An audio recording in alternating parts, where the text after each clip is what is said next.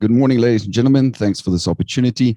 Just before I fall into my quick 5-minute presentation, I'd like to remind everybody that we are still facing the COVID-19 pandemic, and I'd like to share a couple of tips with you just to continually prevent COVID-19.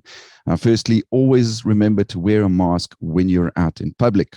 Secondly, wash your hands with soap and alcohol-based hand sanitizer, and then avoid touching your eyes, your nose, your mouth with unwashed hands. Avoid close contact with people who are sick. Cover your cough or your sneeze with a flexed elbow or a tissue, and then throw that tissue in the bin. And then also clean and disinfect frequently used surfaces and objects regularly. Right, that's it for the COVID tips. I'm going to fall straight into my presentation. I'd like to share with you an introduction to App Plumber, the mobile application. Now, App Plumber is a mobile application that is available free of charge, and it's developed specifically for plumbers in South Africa. It has a few built-in functionalities and it shares valuable information that makes App Plumber quite a useful tool. It's all about convenience. Now, currently, the app is compatible with Android devices only. However, the option to make it compatible or compatibility with iOS devices is being investigated. App Plumber can easily be found, downloaded, and installed from Google Play Store, free of charge. And remember that PIRB registered plumbers can earn 2 CPD points for installation. Once installed, it's easy to create your profile and then log into the app. Once you're logged in, you'll land automatically by default on the home page, from where you can navigate to other pages and features and functionalities within the app. Now, some of those convenient or available pages include easy access to industry bodies like IOPSA and PIRB. Other valuable features and convenient tools include reference guides, which also include recordings or quick access and easy access to these morning webinars, and as well as tools like calculating your service rates and call-out fees. There's also a health and safety feature, which contains vehicle checklists and site risk assessments. Then there's a buy and sell feature on which you can sell or buy used plumbing tools, equipment, and even vehicles for that matter. Do remember to also be on the lookout for sliding banners at the top of each page. Now, those are advertisements on which you can click to be directed to their links. This will typically include advertisements of suppliers, their promotions and sales, courses that you can attend and purchase, the PRB's podcast quiz, the PRB's Did You Know quiz. All of those kind of advertisements are on the sliding banners. Just click on each one of them and that will take you to their link. More convenient tools and features also include the PIRB's community board, on which plumbers can interact with each other. Then there's also the Master Plumber magazine, a digital magazine, which brings you interesting and informative industry-related articles, podcasts, and audiocasts. Also remember that those articles and podcasts and audiocasts are categorized according to a specific line of information or a specific category of information, like technical information, business advice, HR advice, occupational health and safety advice, training, etc. Simply click on those to be redirected to each one of the specific categories, or scroll up and down to find articles which fall within each of those categories. Then other pages of service providers, suppliers, or even manufacturers. For example, advanced valves page, as you can see on the far right there. One of the most valuable features is the quick and easy access to the PIRB's Audit It system, with which you can do things like access your PIRB profile. You can purchase COCs. You can log COCs. You can follow the audit process should your COCs be selected for audit. You can view your COC statement. You can even log CPD activities. Basically, everything and anything that you can do with the normal PRB online audited system, you can also do on your app, on your phone. That's it. That's a quick, short introduction and reminder of App Plumber. For support, for any questions or support with the app itself, please contact support@plumbertools.co.za. I'll repeat that. That's support@plumbertools.co.za. We also have a YouTube channel on which we've loaded some help videos that will assist you on using most of the features and easily use most of the features on the app itself. Just a few reminders. Remember that PIRB registered plumbers can claim CPD points for installing App Plumber. Please do contact the PIRB themselves or directly to inquire about that. And then just a reminder to the users of the app. The App Plumber does not belong to the PIRB. It is owned and operated by a separate entity. Remember, lastly, that your phone, your mobile device is always with you. That means that this awesome tool, App Plumber, is also always with you. Like I said at the beginning of my presentation, it's all about convenience. I'd like to thank you for having given me this 5 minutes just to introduce and remind you about App Plumber.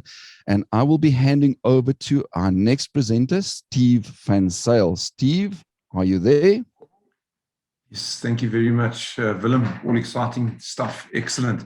To our listeners, I just want to give you all a welcome this morning. Thanks for joining in. As Willem said, my name is Steve Van Zyl. I'm the National Technical Manager. My co-host today is Herman Strauss, and I'm definitely looking forward to today's talk about reading and cross-referencing some common plumbing standards. The session will be hosted over 2 sessions, so don't feel stressed or pressurized that we've got to fit everything in today. It will be moved over to a next session if we don't get through everything today. Herman, are you in the room? Oh, yes, I'm here. I'm here. Welcome, everybody. Excellent. So, I hope you enjoy the session today. Yes, excellent. I think just to kick off, we get a lot of questions. How do we, Steve, what does this mean in terminology? I'm using an old standard. Is it still relevant? Can I use that? What's changed? Where can I find things? And I think hopefully by the end of the sessions, we all would have a better understanding of what to look for and what are those things that, that we just need to unpack and understand a little bit better. Ladies and gents, this is just a very high overview of where standards basically fit into the picture. Remember that standards and this kind of regulation, legislation standards basically provide the basis for consumer protection, health and safety, better operation of products and compatibility between products and services. I think when you're seeing the slide, just bear in the back of your mind that there's approximately 6,500 SANS standards. If you go and look at the web store, you'll probably find it in that, if not more, could even be in the 7,000 by now. And within those standards, there are around about 450 technical committees and subcommittees. Right at the top, you'll see the occupational health and safety. That's the overarching, that's the right on the top. And then you'll find you've got legislation, National Building Regulation on the left-hand side, and we've got the legislation, which is the Water Services Act on the right-hand side. And then just below that, there's the application of that regulation, which is SANS 10400. And within SANS 10400, you'll get SANS 10252, part 1, which is water into a building. You're looking at 10252, part 2, which basically speaks to the drainage side of things, and SANS 10254, which is hot water.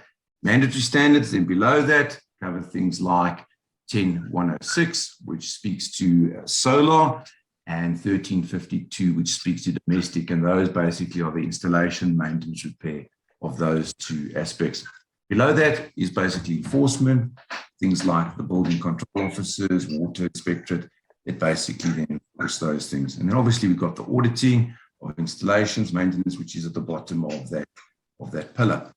So So in other words, Steve, what you're saying is there's legislation that refers to standard, and then there's a whole bunch of standards that we know we have to comply with because the legislation says so.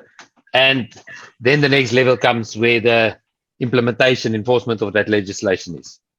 100%, Herman. And I think a question that might be asked, someone might be thinking as well, then, there's all legislation, so how's the standard made? And I just like to just let's say any standard is a collective work of communities, of manufacturers, users, research organizations, government departments, consumers, basically work together to draw up standards, and they may even reference international standards. So yes, that's just a very high overlooking or an overview looks like. Herman, can you move to the next slide for us, please? So sometimes I think this slide basically speaks to what, there are different types of standards. And I think the attention I'm trying to draw here is that you get product standards, and then you get safety and installation standards. Now, if you look on the left-hand side, I've just put a few up. So those are product standards. So SANS 151, basically the fixed electric storage water heater. That's how those geysers are tested. And and your product needs to then conform to those test standards within that product standard. 181, for example, would be thermal control or electric storage, and those fall into the basket of product standards. It's not all, guys. It's only to just highlight that there is a difference between a product standard and then obviously a safety standard. As I mentioned in the previous slide, I mentioned, for example, SANS 10254, which is the repair, replace, and maintenance of a fixed storage water heater, and that would be how that has to be installed. What the manufacturing, the place, everything that goes around that installation. And remember, it's a safety and an installation standard that we're talking to. So, Herman, anything you'd maybe like to just add? Yeah.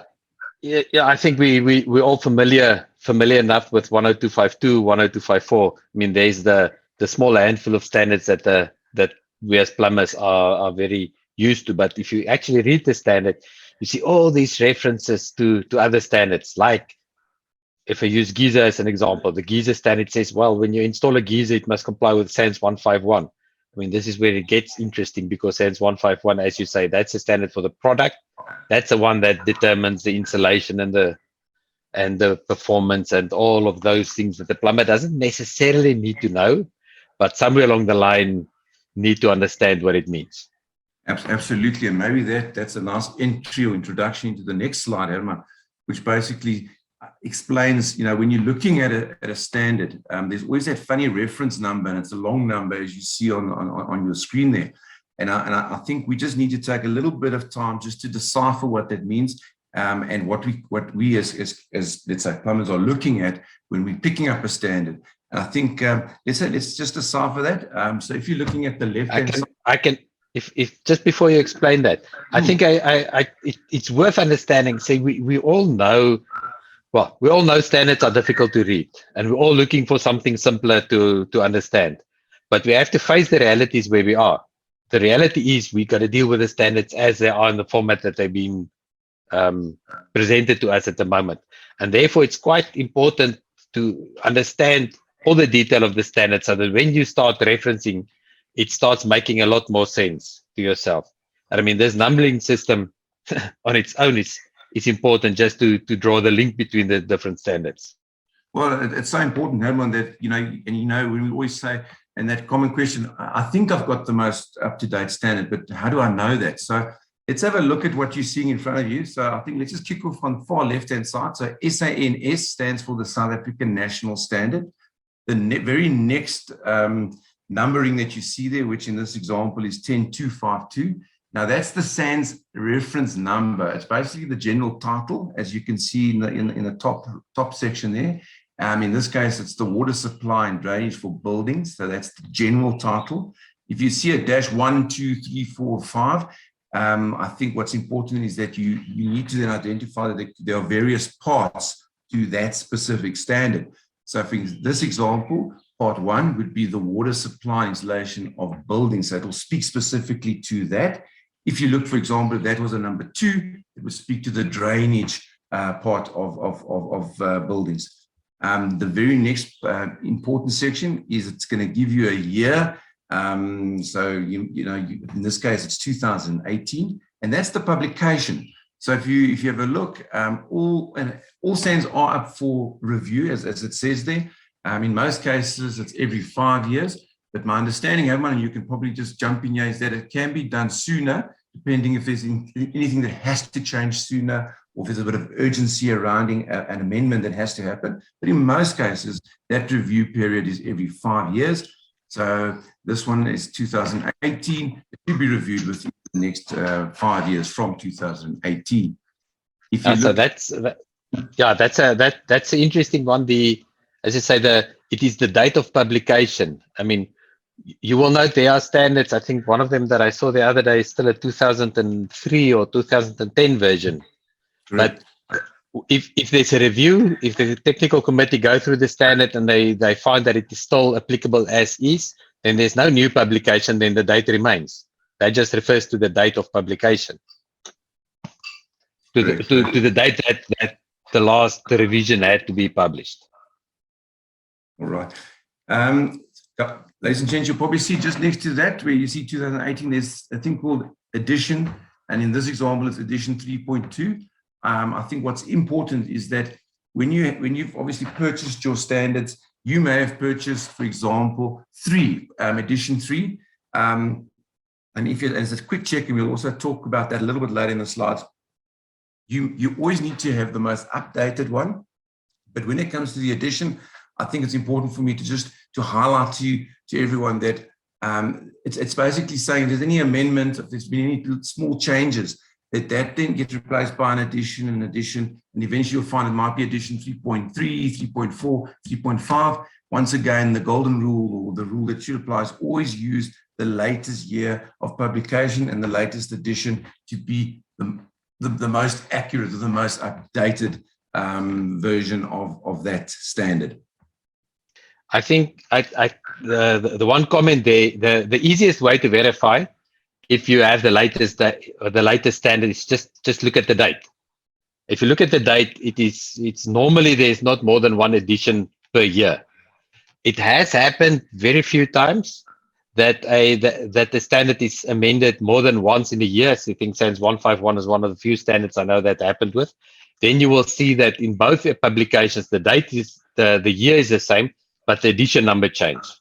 If you ever want to verify that, if I can quickly put that on the screen, you can quickly, if you're not sure what the latest edition is, you can quickly go to the SABS web store, store.sabs.co.za. You type in the number of the standard. You push the search button. Let's see how fast SABS's website is today. It's not very fast. Okay, so let me not waste time, but it will come up. You will see on the screen, it will typically, there it comes. It will typically show the latest edition of 10254 is the 2017 version, edition 4.01. That's how you can verify if the standard that you have is actually the latest one that is published out there. Thank you, Herman. So maybe just to recap, it's SABS Store, so www.sabstore.co.za, guys and ladies. That's where you need to go. Store.sabs.co.za. But if you just go sabs.co.za, there's links to take you there. Absolutely. Use Google, you'll find it. All right, next slide, please, Herman.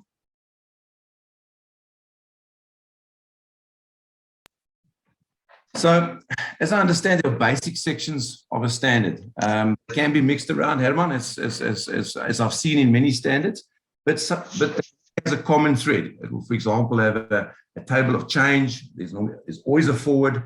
There's a scope of work. There's some references that are in there, definitions, requirements, and if it's a test, there may be a test standard. There'll be test methods, and in annexes that contain normative and informative information.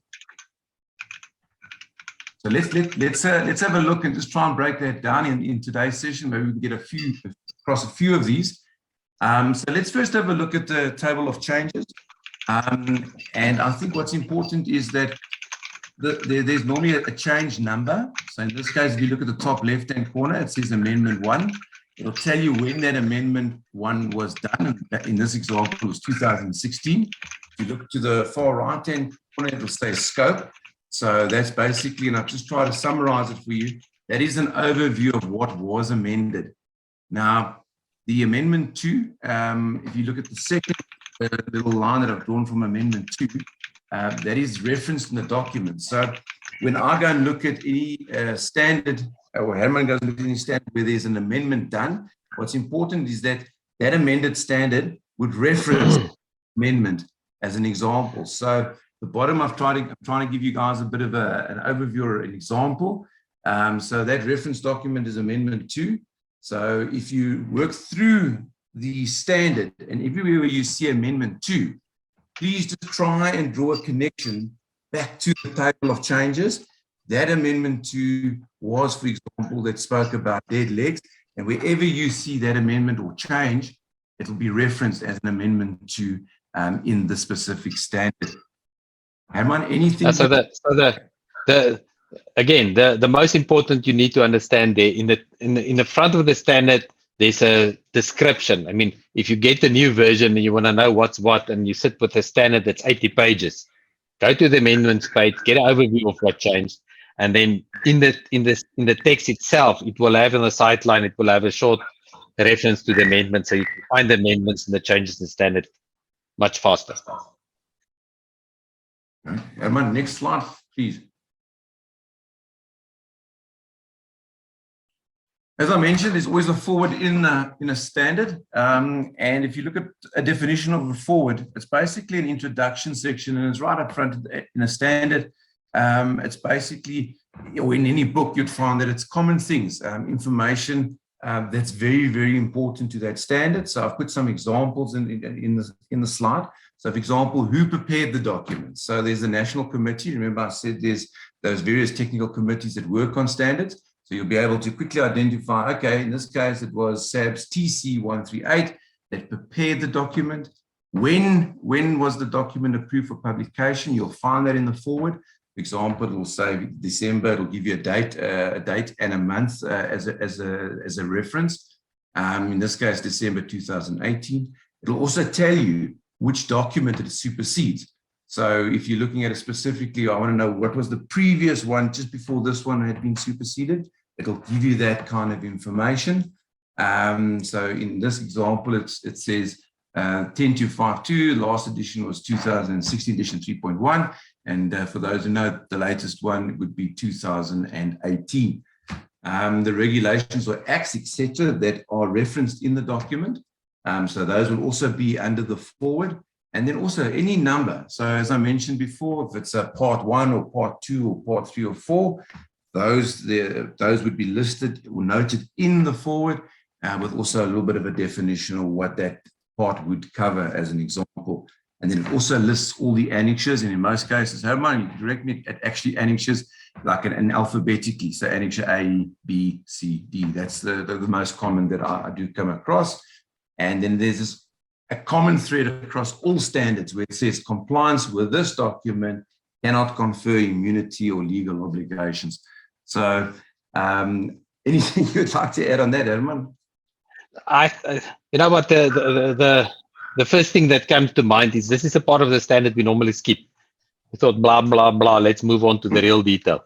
You know what, it's worth, if you have a standard, it's worth sitting down one day, just checking it. It gives context. It helps you understand a little bit where it comes from, where it fits into the bigger picture. Excellent. Next slide, please, Herman.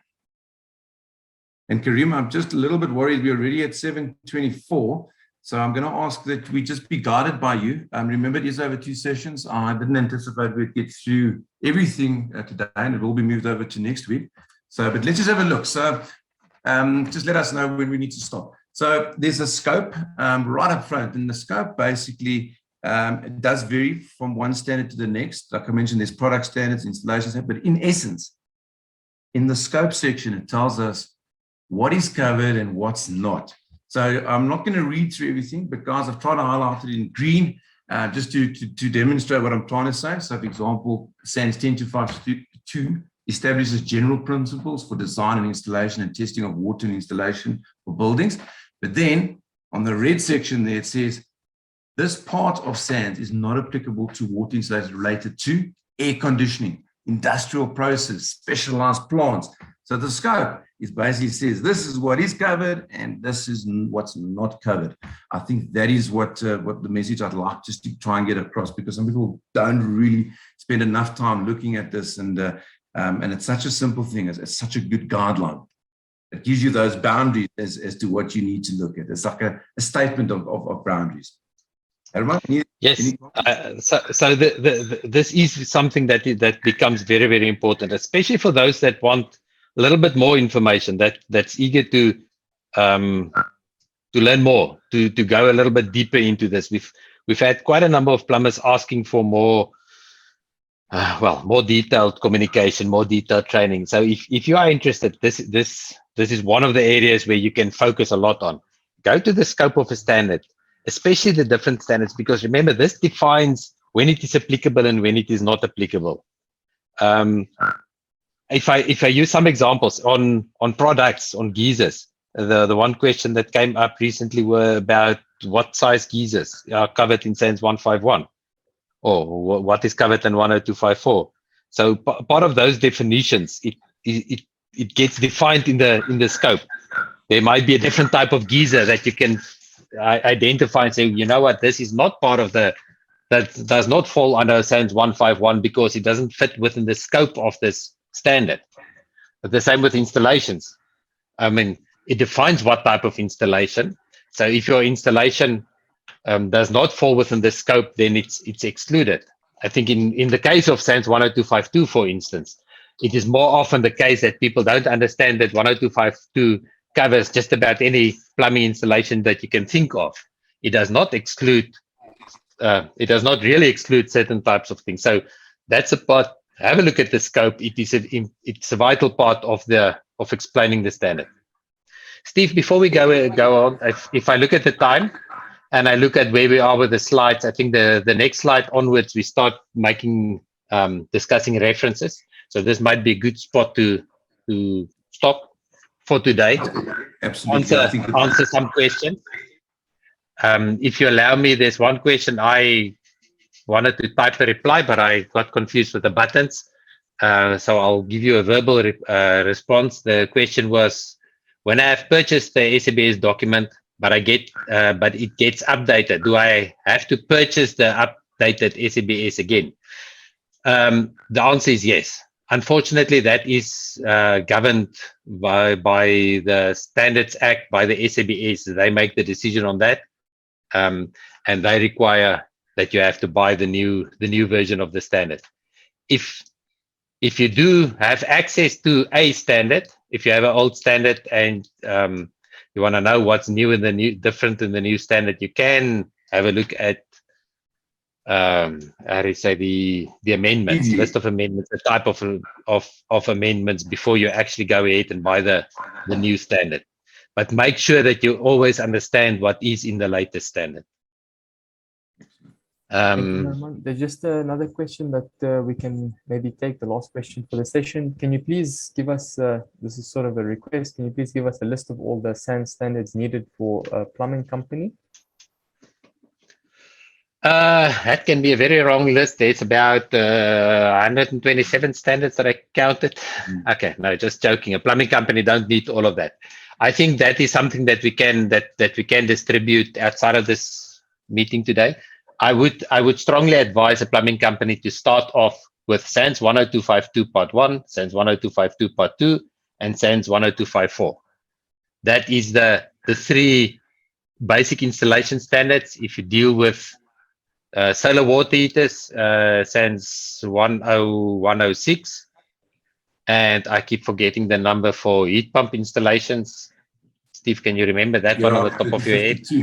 Yeah. So Herman, I think maybe just to whoever posed the question, I think it's a very good question. I think in the next slide, what we're going to do is speak about those normative references, and I actually do think that the attendee, please join again. I think we will be touching on that, and it'll be a nice visual to see, oh, okay, those are all the ones, and there are those that link into that specific standard. But yes, there are those basic ones which we can guide, and maybe we could just build into the next session as hey guys, those are the really, but don't leave them out. They do belong.